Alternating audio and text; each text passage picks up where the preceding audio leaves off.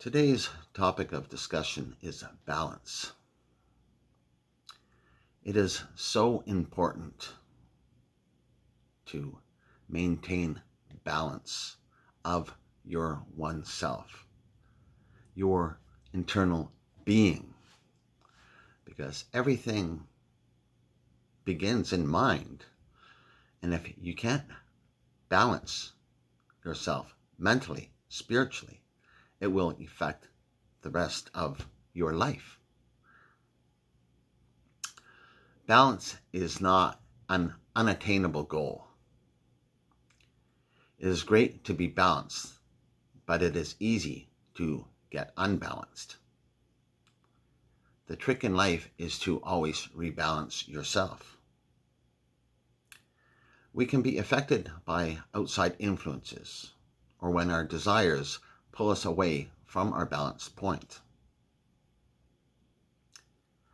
This is part of living, experiencing life and growing, evolving. Yes, we are sometimes faced with hard choices, and it may take some wisdom and understanding of cause and effect to make the right choices. Some people may prey on your sympathy or guilt to control the outcome of your choices. Some people think they are making a noble choice when they self-sacrifice. More than often, those are the ones very unbalanced who are self-sacrificing. Not saying it cannot be a noble gesture. I'm saying that some who self-sacrifice actually enable others to take advantage of them, which feeds negative energy to grow. For those who are aware of the Emblem Theory, which is pretty much the root to my teachings, and if you're not aware, you can research Sage Jiu-Jitsu Emblem Theory, and we have some information on the website. But utilizing the Emblem Theory, you are at the center and balanced both mind and body. Actions happen which make you react, whether physical, mental, or spiritual. When you are reacting, you may consider yourself to be out of balance. Your reactions should have been only you counterbalancing the actions taken against you. After counterbalancing, you should return to your balanced point. The problem most people have is they cannot or have a very hard time rebalancing themselves. It could be hate, envy, love, or empathy that consumes them. For example, some may be so upset at another, all they think about is bringing them down. They talk shit to everyone all day about this terrible person who deserves to die. There will be no chance for this person to ever find balance, and it's always just blamed on the other person they have grief with. Hence, getting back to one of my old lessons, the mantra that I teach on a regular basis throughout my lectures here. You should not let anything affect or control you that you do not have control of. It should not make me unbalanced because someone else is an asshole. If they are attacking me, I can counterbalance them.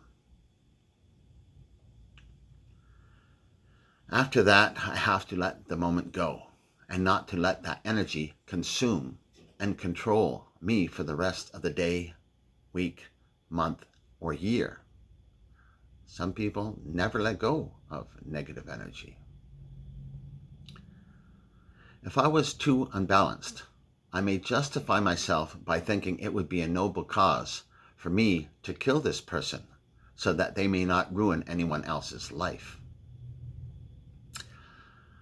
I could tell myself, Some things are worth self-sacrifice and go to jail for 20 years to save any other would-be victims.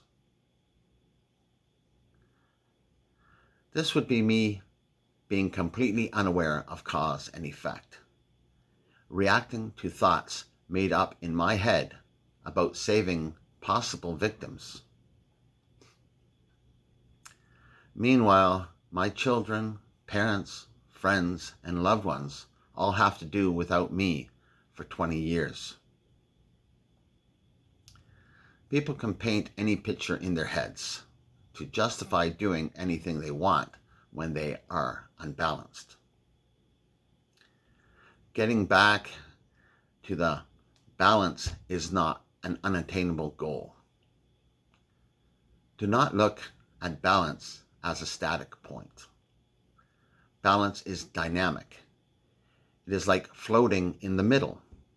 One needs to have an understanding of energy and awareness of cause and effect, so they may counterbalance or rebalance any force, physical, mental, or spiritual.